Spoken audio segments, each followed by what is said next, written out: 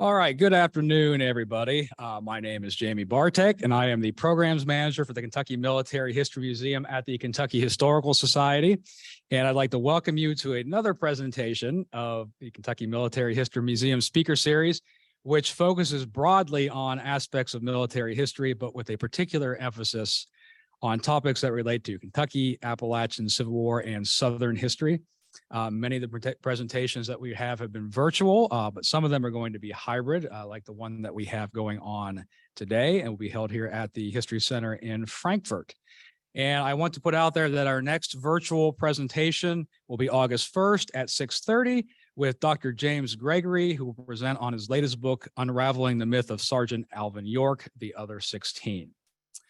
This presentation, I should note, is going to be recorded and at some point will be available to view on our YouTube channel. So with that said, today's speaker is Brian Shellum, an author and historian who writes about African American and military history. He retired in 2015 as a senior intelligence officer with the Department of Defense and the Joint Improvised Explosive Device Defeat Organization. And prior to that, he served as a government historian at the Defense Intelligence Agency, DIA, for 12 years. He retired from the U.S. Army after service as an armor officer and West European Foreign Area Specialist.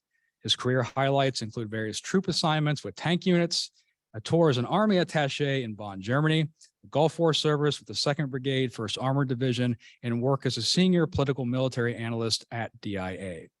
He's a graduate from the United States Military Academy at West Point, holds a graduate degree from Campbell University, and studied at the University of Bonn. His military decorations include the Bronze Star Medal and the Order of St. George. Mr. Shellum has authored 4 books, including Black Cadet in a White Bastion, Charles Young at West Point in 2006, Black Officer in a Buffalo Soldier Regiment, The Military Career of Charles Young, 2010, African American Officers in Liberia, a Pestiferous Rotation, 1910 to 1942 in 2018. And his last book was Buffalo Soldiers in Alaska, Company L, 24th Infantry from 2021. All of these published by the University of Nebraska Press. And with that, I will turn the microphone over to Brian.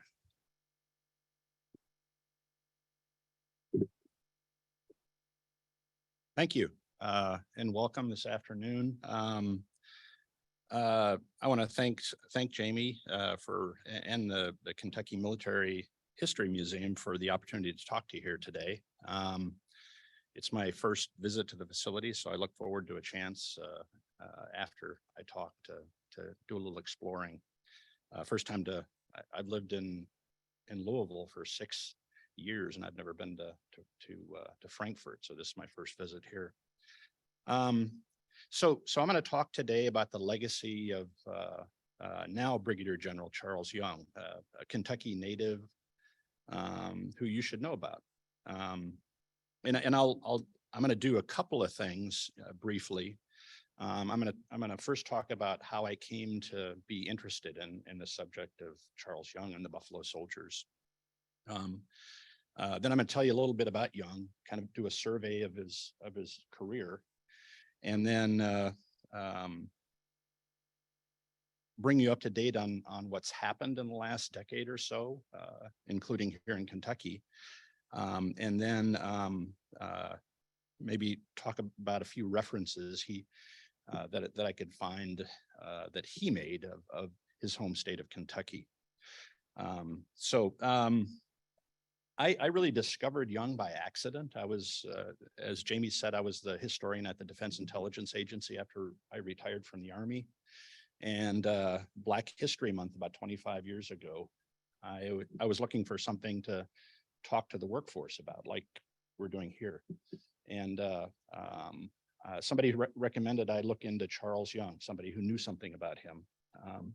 He was the first Black military attaché, so it was a topic that I could talk to the workforce about because there was an intelligence connection. And so I did some research, and he immediately fascinated me, and it also intrigued me that nobody had really done the serious research and writing about what turned out, the more I looked, the more amazing his life looked. So here I am 25 years later. I'm still researching and writing about Charles Young and the Buffalo Soldiers. Now, when I first began my research in about 1996, one of the first places I went was just up the road here to Wilberforce, Ohio, a couple hours north of here, to the National Afro-American Museum and Cultural Center. And they had a good collection, a basic collection of Young letters, pictures, and things like that. And so I went there. The reason that's there is Young purchased a home there, and it's right next door to Central State, which used to be Wilberforce University. So that was my first stop, and with those materials, I was able to publish in 2006 my first book about the early life of Charles Young in Kentucky, Ohio, and then his struggles and eventual graduation from West Point. And then shortly after that, I discovered the mother lode of information of all places in Akron, Ohio, in the possession of two women. And it was a wow moment, the stuff that these two sisters had. Eventually, I talked them into giving that all of the pictures, the letters, and everything else to the National Afro-American Museum and Cultural Center, so it could be in a proper storage facility. And so after mining that information and many more trips to Wilberforce, I was able to publish my second book on the military career of Charles Young in 2010. And finally, after a few more visits there and elsewhere, I published my third book about Charles Young and 16 other African-American officers who were assigned a very special mission in Liberia, beginning in 1912. At the time, the French and the British were encroaching on Liberia's borders. Liberia at the time was one of two countries, Liberia and Ethiopia, that weren't colonized. And so the Americans took on the mission of keeping them from being absorbed into French and British colonies, neighboring colonies. And then my latest book is a little bit off of the subject of Charles Young and the 9th Cavalry. I remembered a phone call, and actually this was due to a phone call and an Alaskan cruise. I went to Skagway. One of the stops was Skagway, Alaska, and I remembered a phone call from the national park there, looking for information on this Buffalo Soldier unit that served in Skagway from 1899 to 1902. And so I got interested in that, and I wrote this book. Got to go to Skagway and spend 6 weeks as a writer in residence up there. It was a lot of fun. But this is the picture I used on the cover of that book. It's one of my favorite pictures. You can't get much more character than you can in those faces. Most of the pictures you see of soldiers are kind of posed or they're and you just see so much character, so much personality in the faces of those soldiers. Some pretty big halibut too.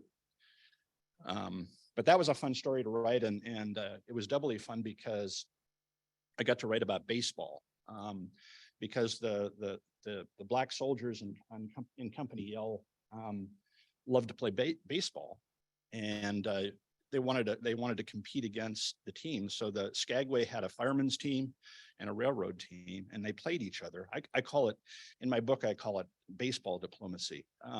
Over time, over the period of 3 years, they became accepted and known by the people in Skagway because they played baseball against them. So it's a fun story.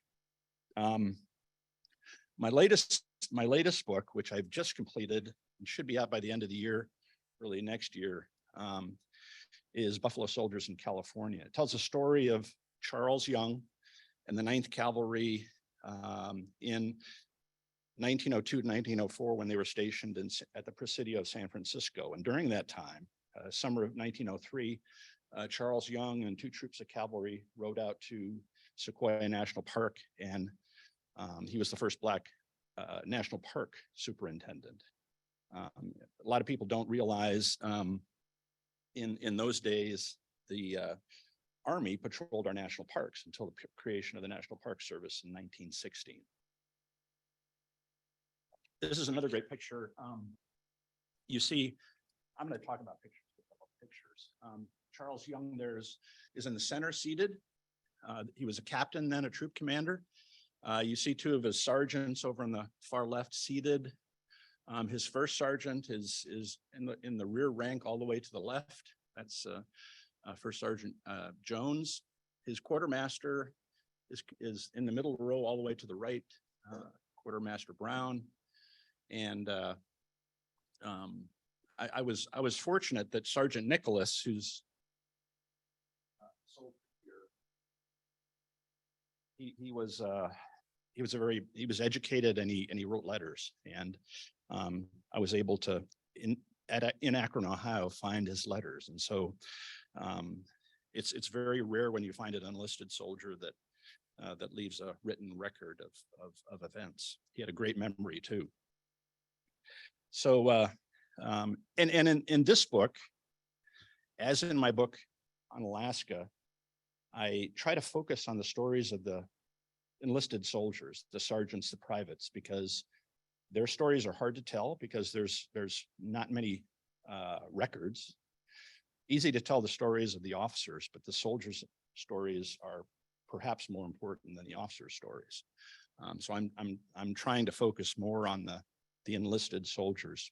And what I'm finding out in the case of my Alaska book and in this book, a lot of those soldiers came from Kentucky. So there's a lot of really neat stories from Kentucky here. So let me that's the part where I talked about my interest in Young and what I've done with Young and the Buffalo Soldiers. Let me talk about Young let me just give you an overview of his life right now. He was born in enslavement in Mayslick, Kentucky in 1864. He was born on the day that General Grant took over the Army of the Potomac, which ended enslavement and ended the war in the South. His parents escaped enslavement in Mason County. They went north to Ohio. It took Gabriel twice. He didn't succeed his first time, but they escaped north to Ohio to the area around Ripley. And this is his birth cabin, which is I'll talk about a little bit about later. His father, Gabriel, enlisted in the Union Army and served in the Union Army.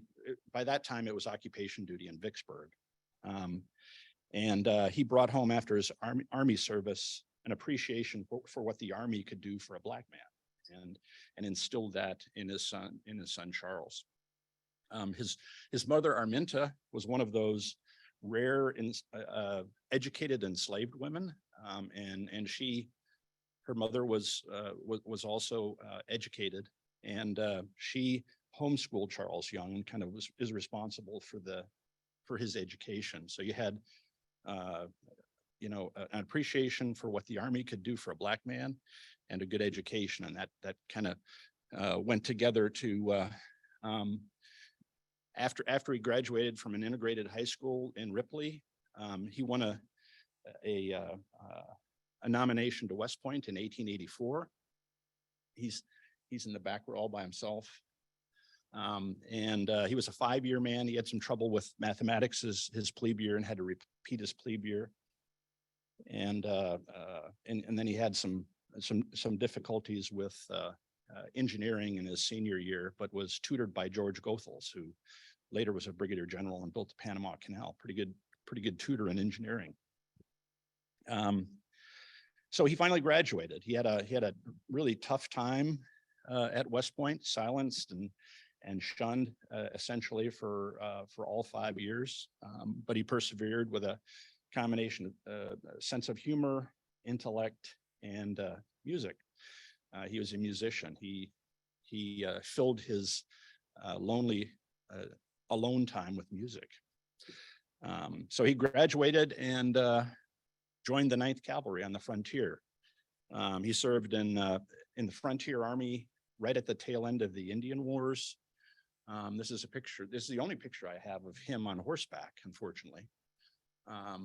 This is taken in, my guess is Fort Robinson, Nebraska, because I've been there and I know the Butte Formation in the background.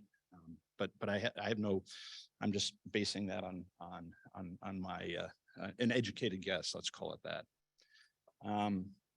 So he served on the frontier tail end of the Indian Wars from 1889 to 94. Kind of established himself as a lieutenant in the cavalry. After his frontier time, he was assigned as professor of military science at Wilberforce University, again, just up the road here in Ohio. It was the first program for Blacks. He built it from scratch. Now it's called ROTC, and they had a different term for it then, but he was basically teaching some of these guys to be Black militia officers. This is a Black fraternity called the Black Cats that existed at the time. He's seated third from the left.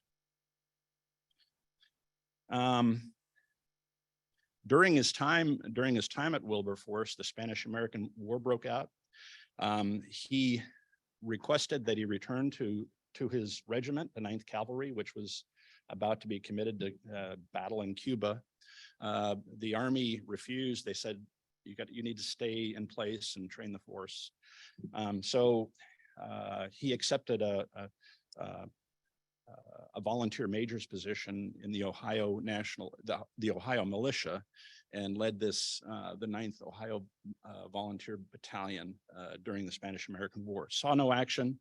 The war just ended too quickly, and so he saw no action.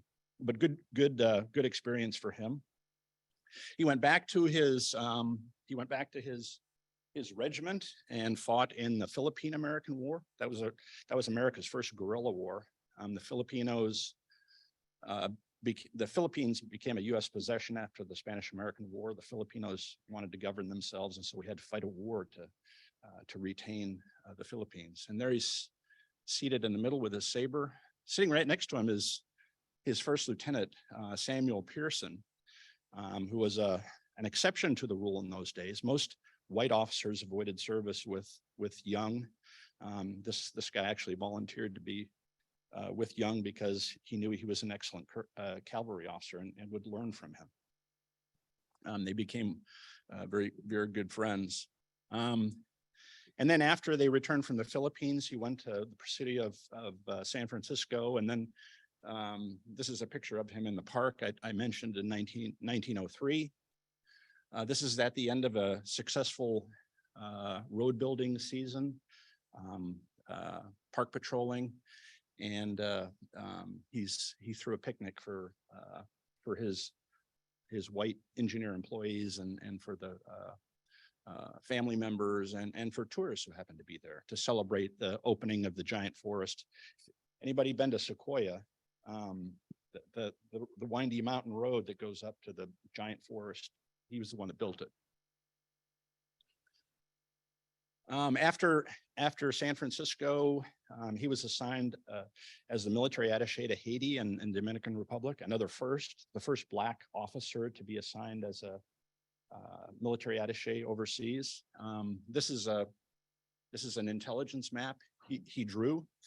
At the time at West Point, you took drawing classes because there was no photography. The only way that you could transmit intelligence, or one of the ways, was to draw maps like this. And so this is one of his maps that was used years later in the invasion and the occupation, unfortunately for Haiti, of Haiti. He went back to the 9th Cavalry, served a second tour in the Philippines. This time it's occupation duty. The war was over. and then returned with his regiment to the United States and was stationed at Fort D.A. Russell in Wyoming. You can see Young in the front row, far on the left side. The only other Black officer there is Chaplain Prelow. The Black regiments, all 4 Black regiments, had assigned Black chaplains who had a religious duty, religious instruction, but they also educated the soldiers. He then went over to Liberia the first time, 1902 to 1905. These are 3 officers that he took with him to actually train and command the Liberian Frontier Force, to try to preserve, well, they succeeded in preserving the independence of Liberia. A lot of character on those faces too, but they look like they want to go home, maybe. And he came back to the United States in 1915, and in 1916, the NAACP presented him the Spingarn Award for his good work in Liberia. He then he was promoted to major while he was in Liberia, and was transferred to the 10th Cavalry for the first time. All of his previous service had been with the 9th Cavalry.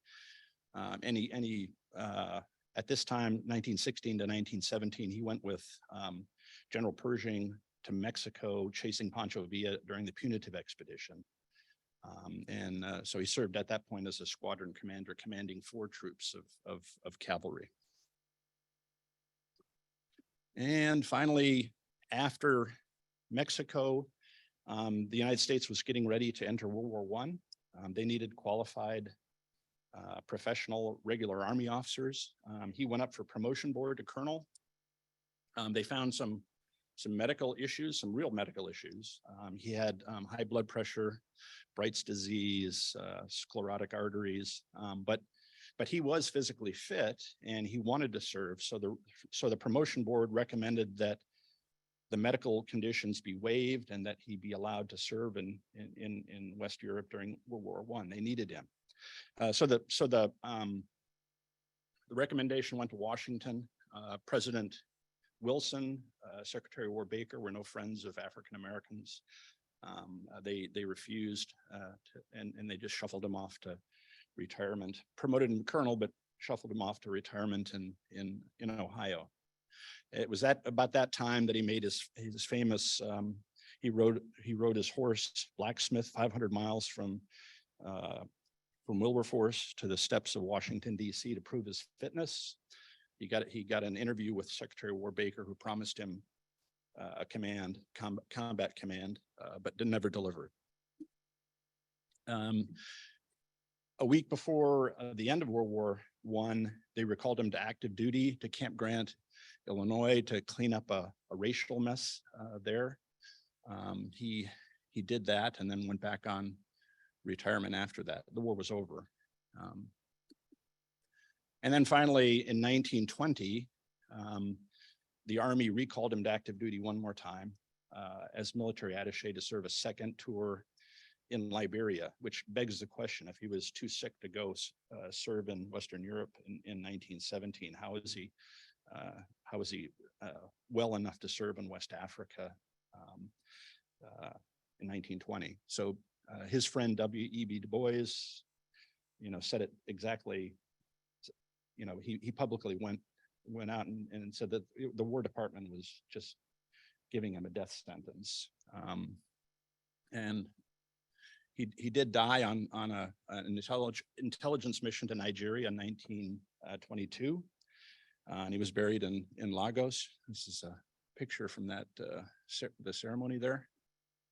And then his wife, Ada Young, requested that he be brought back to the United States, and he was brought back. And a year later, a century ago, this month, to be buried at Arlington National Cemetery with full military honors. So that's kind of a very short survey of his career. Let's see what time we got here.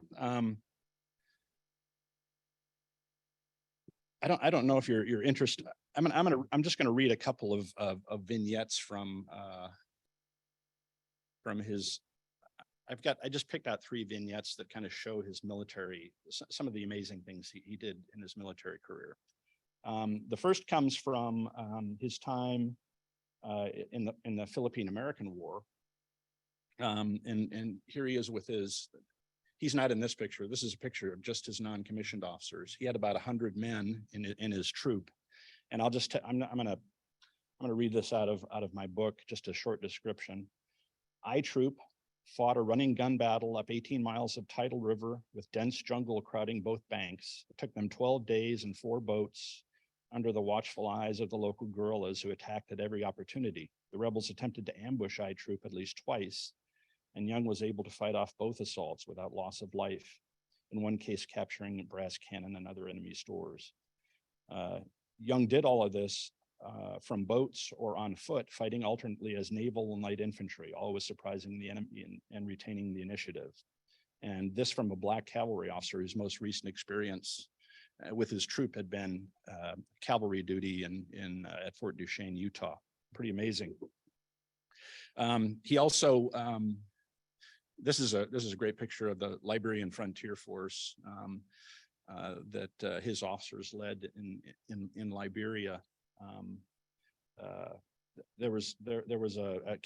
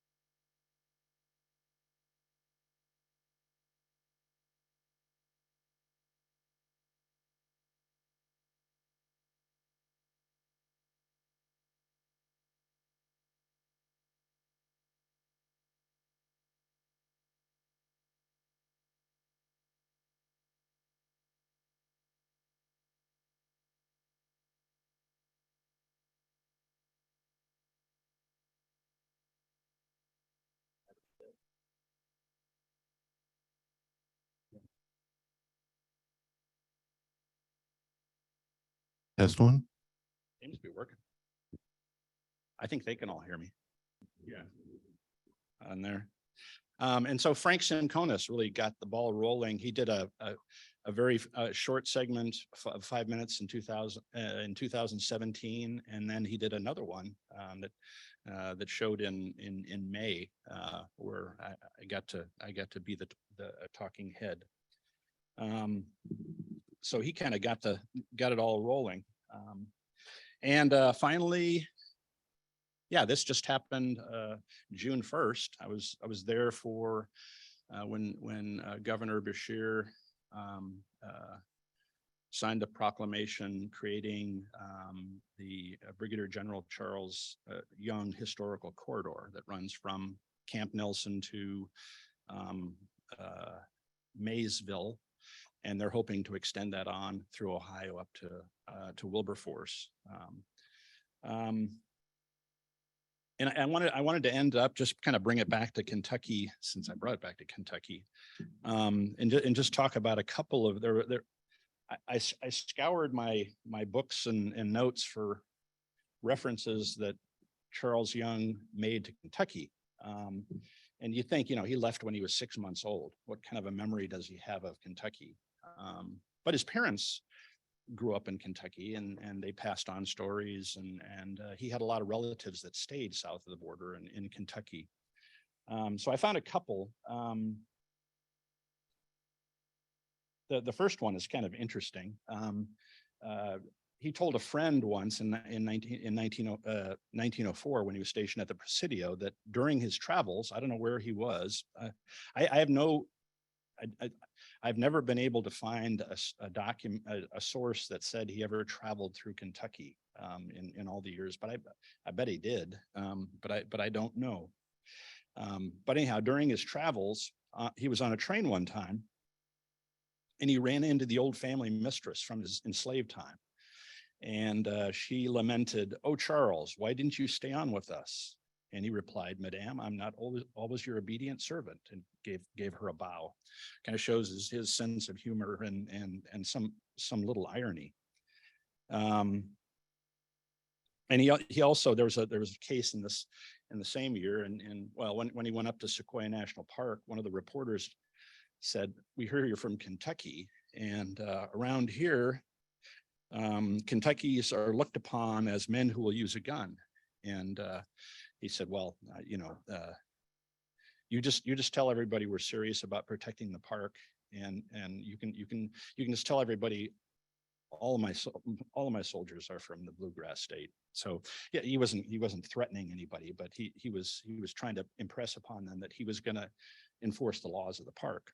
And a couple of the biggest problems were poaching and sheep herders and cattle owners grazing on national park land.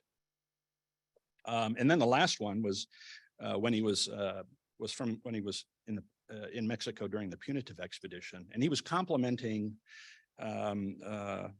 Colonel Frank L. Wynn, who was the commander of the Black 24th Infantry, one of the other Buffalo Soldier regiments. And he described him as a Kentuckian from Mason County and a friend of our Willett family.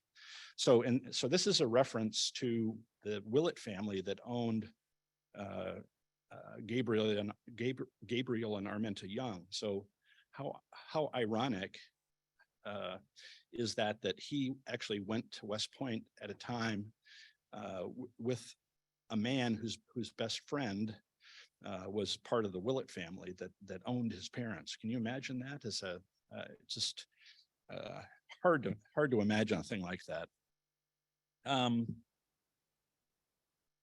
So I'm gonna quit there, and I'll describe this since I.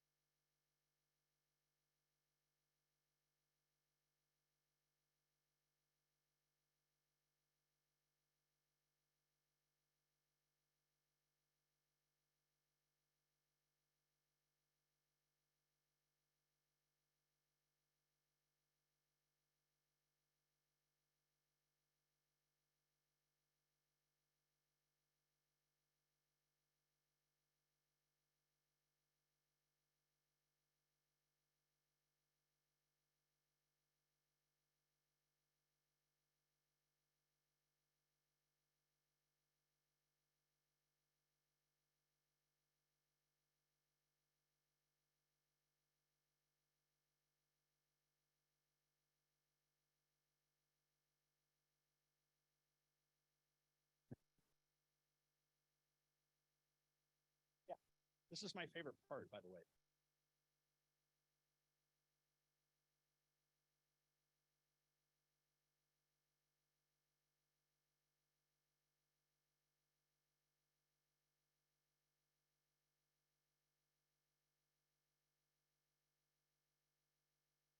Yeah, he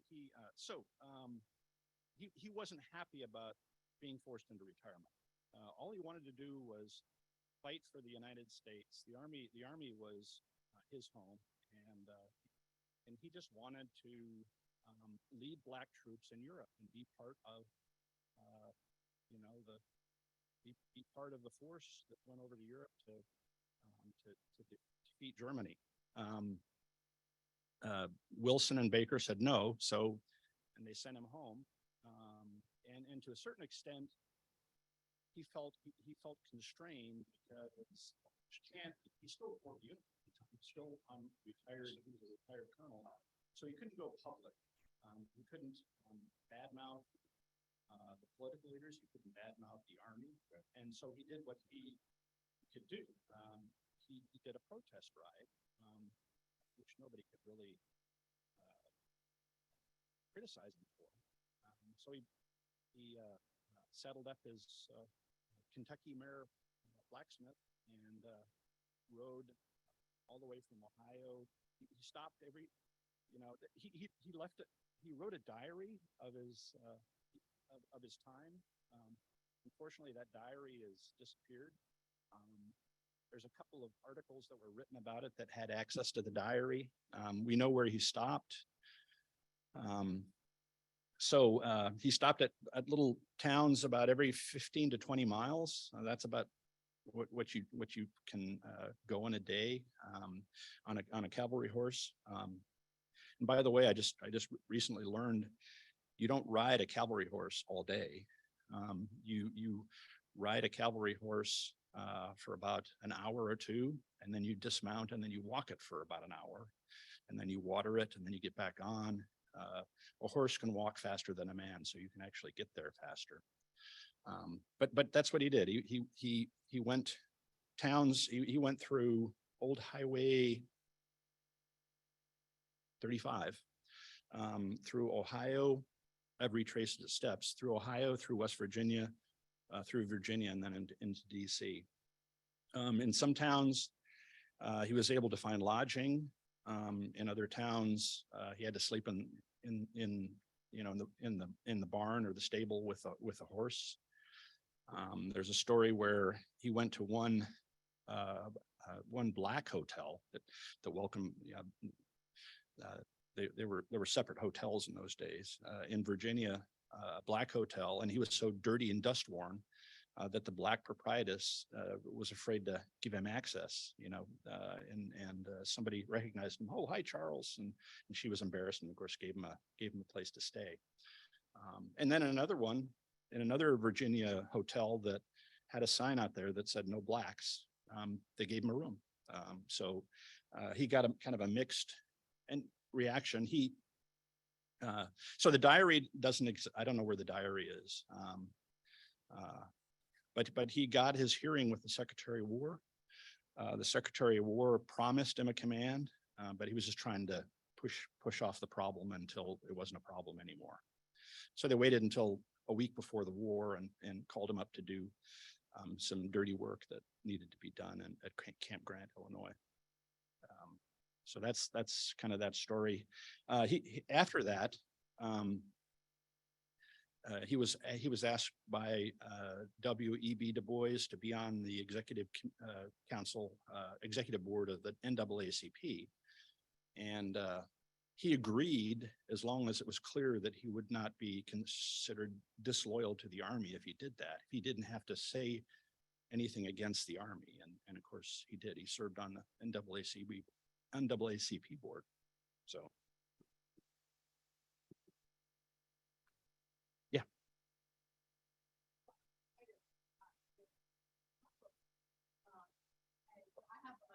Through the things before we run away into Kentucky, enlist in the USDC, and then re-enlist in particularly all the way to my cavalry down in Texas. And I know he's probably didn't look quite too much. I think with them, kind of the next generation of the teachers, or the generation after, is between kind of that history of the regiment, and his own father's experience, in his work. Does that shape how he views the military and what is the role of the military? Talk about that at all? Yeah, I think so. Certainly his father shaped his view of the Army and kind of, actually his father wanted him to go to West Point. I mean, it was a practical decision too, because he couldn't afford to go to college. And West Point offered a free education, one of the best educations in the country at the time. And so he jumped at the chance. He initially came in, he scored second of the competing, the white Republican congressman in Southern Ohio had held a competition where they had to take a written test, and he came in second. And the first candidate was white, went to West Point, and he quit. And so he called him up, or telegrammed him probably, and said, "Okay, you can go. You're up." And so he went. And you know, then it was just a struggle to get through West Point. Once he got to the 9th Cavalry in 1889, it was exactly those old soldiers that taught him how to be a cavalry officer, because he had none of the white lieutenants or captains would mentor him. They just kind of ignored him. And so he learned from his soldiers. So he probably learned from a lot of those old soldiers. They called them old issue. That was the Army's term for old soldiers. So there were a lot of those guys left who had been. I ran across one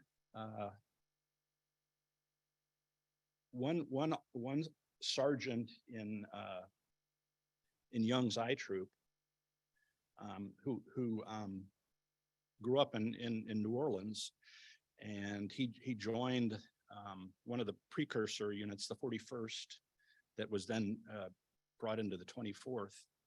So he was with them from the beginning, and I thought I had discovered somebody who had actually been in the 54th, because in his pension filing, he wrote 54th Massachusetts. That would have been a great story, but I couldn't find his. I asked my 54th Massachusetts colleagues, and they couldn't find his name on the list, so it must have just been an error. But the neat thing about that story, the father who I was talking about was Edward Mackenzie, and his son, who was born on the frontier, then joined and was a member of I Troop 9th Cavalry. So you have a father who joined in 66, and then his son joins in about 87. And then is a member of I Troop. And so the father and son are in I Troop 9th Cavalry for a span of about 40 years. Pretty amazing. But there's a lot of really interesting stories. As I say, when I'm doing my histories these days, I start by researching the soldiers' lives, and I build a little annex bio that I publish in the book, and I get a little bio on each one, where they were from, how old they were, where they served, what kind of a discharge did they get? Were they good? Were they fair? Were they very good? Were they excellent? And then you can start building themes where they come from. You know, that's why I said a lot of them come from Kentucky. You can kind of see where they end up settling. What I found in my California book is that a lot of them found California more welcoming than other places. And so a lot of them settled in Oakland and San Francisco, and later in Los Angeles. So yeah, I love finding those interesting stories about groups. Yeah. Yeah.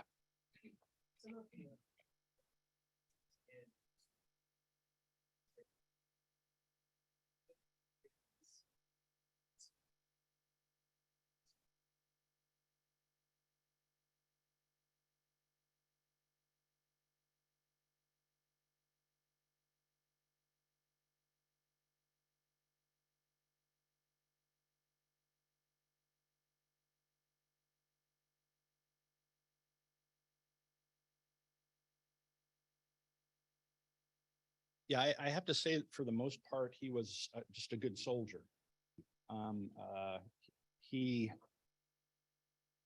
you know, the time when he was making grade, for the time from the Spanish-American War on, was the Army was Army of Empire. We were building and then preserving our new empire. We were the last ones to get into the game, and so whatever he went to do as an army, he was a good soldier. Now, the only time I ever got an idea that he was wavering was in Liberia. So, and you have to know a little bit about the history of Liberia. So Liberia was an artificial state created by the United States, by the American colonial society. So there was a big bunch of people right around the turn of the 1800s who well, it was a kind of a weird combination of northern liberals who thought that former blacks, after they were freed, ought to have an option besides staying in the United States. They should have a place to go where they can be free and not be subject to prejudice. And then there were a lot of Southerners who were just looking for a place to ship former slaves from the South. So this unholy kind of group created Liberia. And the Navy went over, basically tricked or forced the local natives to sign over property rights, and they established this colony. And then we sent freedmen, former slaves. Some Southerners wrote it into their wills that their slaves would be their enslaved people would be freed if they would go to Liberia. So it was populated by former enslaved people and freedmen, and what did they do? These people went over and they kind of created, they actually created plantations where they worked the local indigenous natives, kind of like what they were used to seeing on the slave plantations in the South. So the population of Liberia was never more than about 5% Americo-Liberians, they called them, and the rest were all indigenous people. And so Young was going over there to try to preserve the borders of Liberia, but he was also sent over there to train an army to put down the local rebellious. So at some point, Young said, okay, I don't like what's going on here. This doesn't seem right to me, especially during his second tour. And so he was sending messages back to the United States saying, you know, what's going on here is not right. We need to put political pressure on the folks in Monrovia to change the system. And it never really got changed until more recently, after several bloody civil wars. So unfortunately, that's how it ended. But that's the only time he ever wavered. Otherwise, he was a loyal Army officer and was all in for Army of Empire.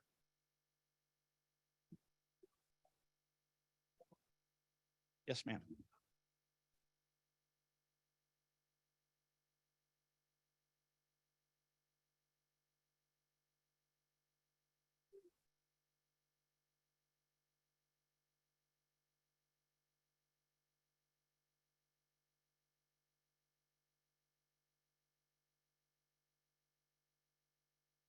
Yeah, I don't, there's no evidence of that.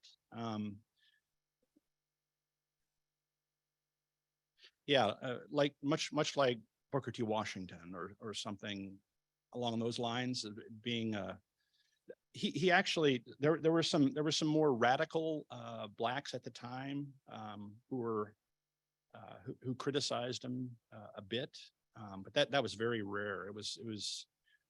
He was square in the center of black intelligentsia at the time. He was He was a good friend of W.E.B. Du Bois, a good friend of, so he was part of the intelligentsia, the Black intelligentsia at the time. And even the Blacks at some point bought in on the Spanish-American War. At first they resisted. They said, we've got enough problems here. We don't need to cause other problems overseas. But eventually they supported the cause. So I don't think so. I never saw any evidence of that.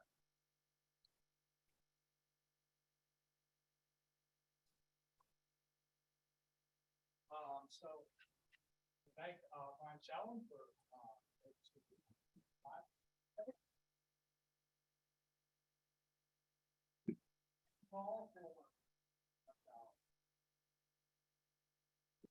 Thanks a lot.